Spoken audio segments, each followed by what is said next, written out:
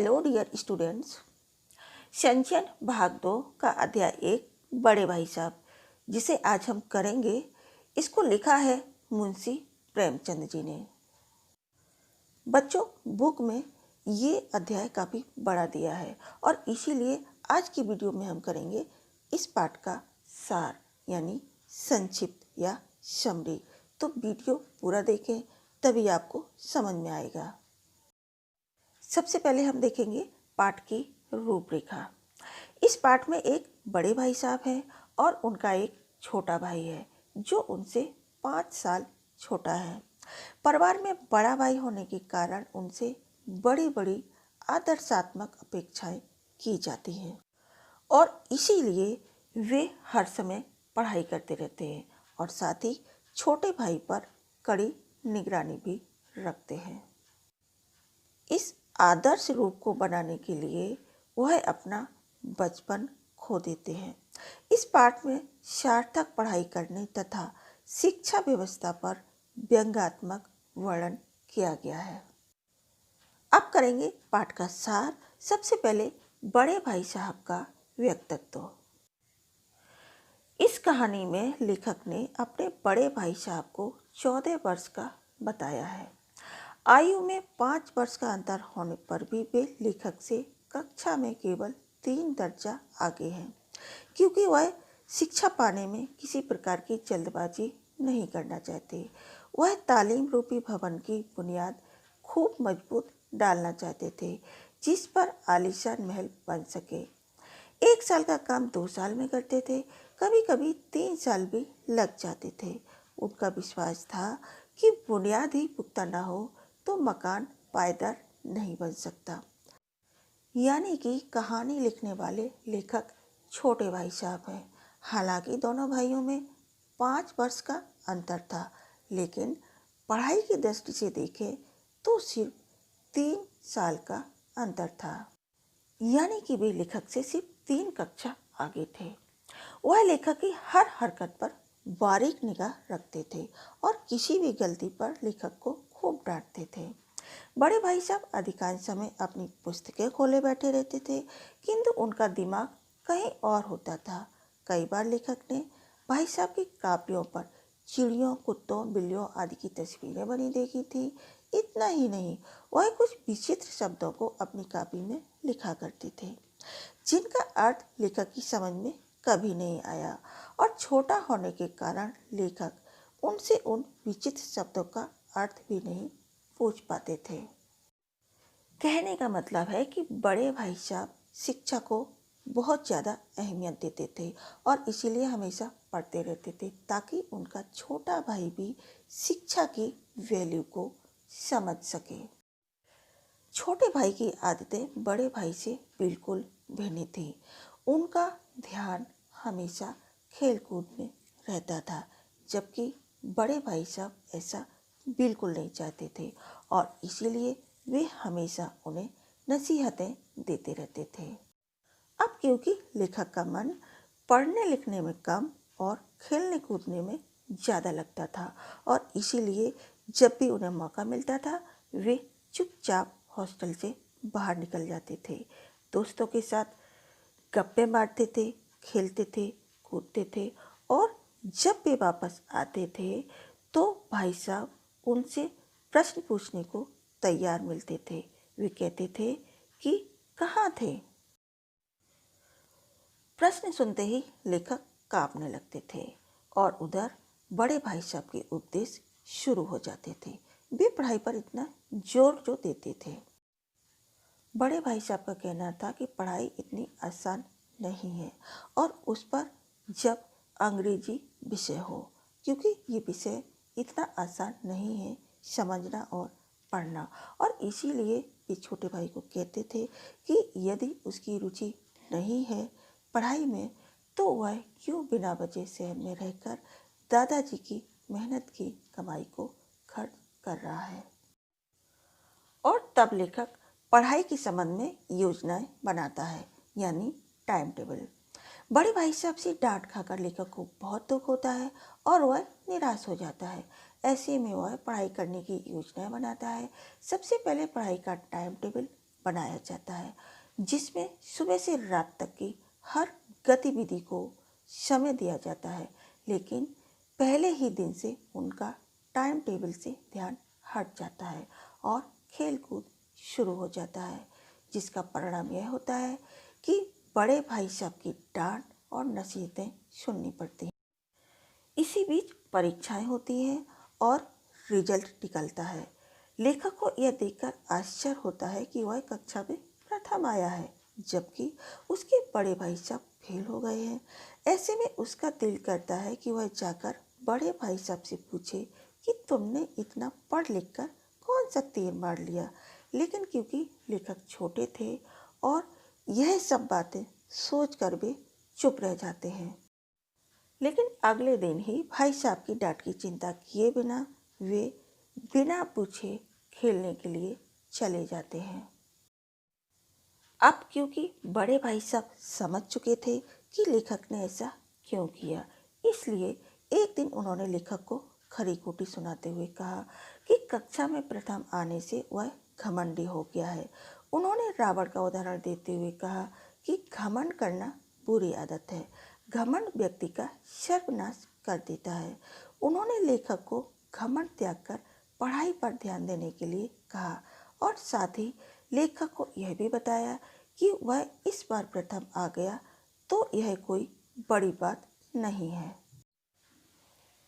वे कहते हैं कि जब वह उनकी कक्षा में आएगा तो दांतों तले पसीना आ जाएगा, क्योंकि इंग्लिस्तान का इतिहास पढ़ना पड़ेगा, जिसमें 8-9 तो हेनरी हुए, दर्जनों जेम्स और दर्जनों ही विलियम्स और कौड़ियों चार्ल्स हुए। इनके नाम और काम याद करते करते चक्कर आने लगते हैं। ज्योमेट्री छात्रों का खून चूस लेती है। ये उस क्लास की बात है जिस क्लास में अभी बड़े भाई साहब पढ़ रहे हैं और फेल हो गए हैं। वे कहते हैं कि जो कुछ किताबों में लिखा है उसे वैसा नहीं पढ़ा तो परीक्षा पास नहीं की जा सकती। वह समय की पाबंदी पर 4 पन्नों का निबंध लिखने का उदाहरण देते हुए कहते हैं और व्यंग्य करते हैं साथ में कि यदि समय की पाबंदी पर 4 पन्नों का निबंध लिखा जाएगा तो यह समय की बर्बादी ही होगी। उनका कहना है कि संक्षेप में लिखने के लिए कहा जाता है और लिखवाए जाते हैं 4 पन्ने भरकर। यही सारी बातें वे लेखक को विस्तार से समझाते हैं कि बड़ी कक्षा की पढ़ाई आसान नहीं है। भले ही वह फेल हो गए हों, किंतु वह अनुभव में लेखक से बड़े हैं और सदैव बड़े ही रहेंगे। सही बात है, जो बड़ा है वो बड़ा ही रहेगा।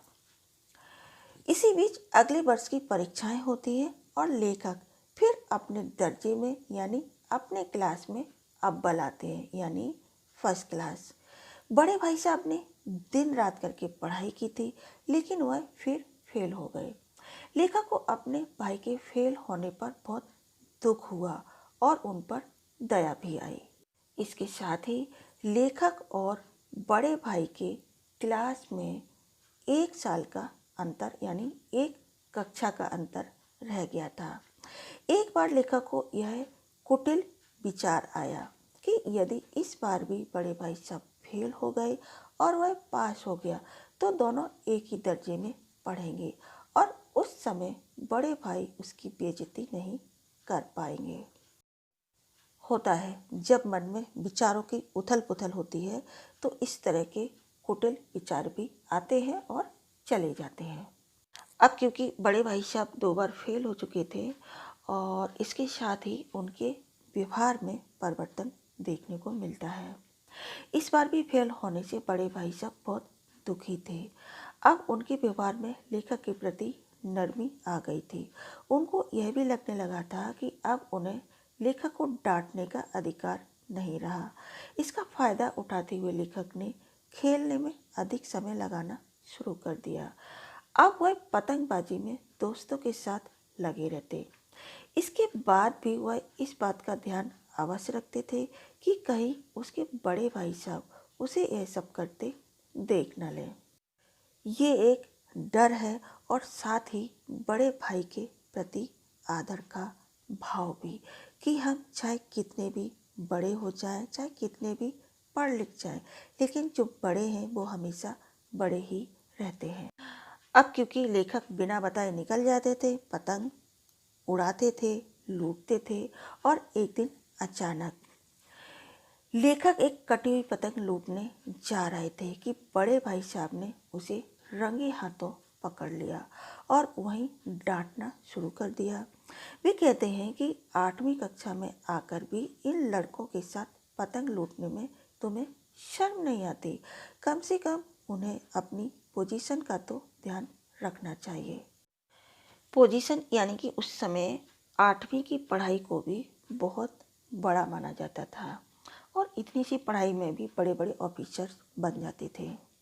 वे कहते हैं कि किसी ज़माने में इतने पढ़े लिखे लोग नायब तहसीलदार, डिप्टी मजिस्ट्रेट या सुपरिटेंडेंट हो जाते थे, और आज भी कई मिडिल पास लोग अखबारों के संपादक हैं। यह मान लिया जाए कि तुम होशियार हो, और यह भी हो सकता है कि तुम कल मेरी कक्षा में आ जाओ या मेरे से भी आगे निकल जाओ। इसका अर्थ यह नहीं है कि मैं तुमसे कुछ नहीं कह सकता और तुम अपनी मनमानी ऐसे ही करते रहोगे। बड़े भाई साहब कहना चाहते हैं कि वे बड़े हैं और हमेशा बड़े ही रहेंगे। इसका मतलब ये नहीं है कि वे उन्हें कुछ कह नहीं सकते, कुछ डांट नहीं सकते, या फिर वे अपनी जिम्मेदारियों से पीछे हट रहे हैं। ऐसा हरगिज़ नहीं है, क्योंकि उम्र, अनुभव और तालीम तीनों का अपना अलग अलग महत्व है। आगे वे अनुभव का महत्व बताते हुए कहते हैं कि हमारे दादा और अम्मा अधिक पढ़े लिखे नहीं हैं, लेकिन यह उनका हक है कि वह हमें समझाएं। उन्होंने कई स्थितियों का उदाहरण देकर बताया कि तजुर्बेकार व्यक्ति चाहे पढ़ा लिखा ना हो, फिर भी वह पढ़े लिखे कम अनुभवी व्यक्ति से अधिक समझदार होता है। उन्होंने दादा, अम्मा और अपने हेड मास्टर का उदाहरण देकर लेखक को समझाया कि पढ़ा लिखा होना एक बात है और अनुभवी होना एक अलग बात है। उन्होंने लेखक को समझाते हुए कहा कि घमंड करना अच्छी बात नहीं है। मैं बड़ा और अनुभवी होने के नाते तुम्हें राह से भटकने नहीं दूंगा, और यदि तुमने मेरी बात नहीं मानी तो मैं तुम्हें थप्पड़ भी मार सकता हूँ।